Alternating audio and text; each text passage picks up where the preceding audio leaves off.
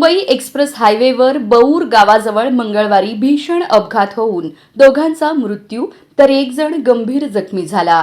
मुंबईकडून पुण्याकडे येणाऱ्या लेनवर भरधाव स्कोडा कार चालकाचे नियंत्रण सुटल्याने वाहन थेट लोखंडी सुरक्षा रेलिंगवर आदळले. धडक इतकी भीषण होती की कारच्या समोरील भागाचा चक्काचूर झाला. अपघातानंतर कारमधील तिघेही गाडीत अडकून पडले होते. IRB यंत्रणा आणि महामार्ग पोलिसांनी तातडीने घटनास्थळी धाव घेत रेस्क्यू ऑपरेशन सुरू केले. गाडीचा पत्रा कापून तिघांनाही बाहेर काढण्यात आले. यामध्ये दोघांचा जागीच मृत्यू झाल्याची प्राथमिक माहिती समोर आली असून एक जण गंभीर जखमी झाला आहे. जखमीला तातडीने रुग्णालयात दाखल करण्यात आले असून मृतदेह शवविच्छेदनासाठी शासकीय रुग्णालयात पाठविण्यात आले आहेत. अपघातामुळे काही काळ वाहतुकीवर परिणाम झाला होता.